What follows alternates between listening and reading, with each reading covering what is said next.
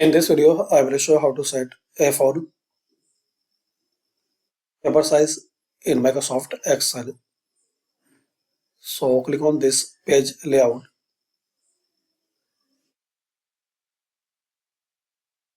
Now here is the option for size. Click this drop down and here select A4.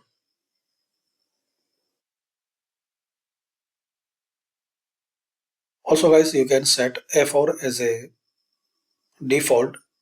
So click here, this arrow. In the page select A4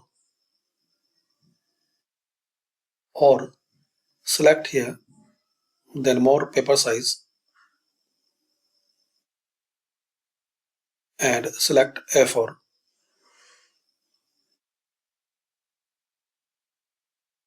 Click on OK.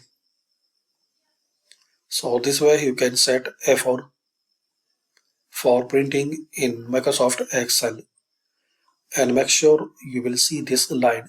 So make your data under this line. So thanks for watching.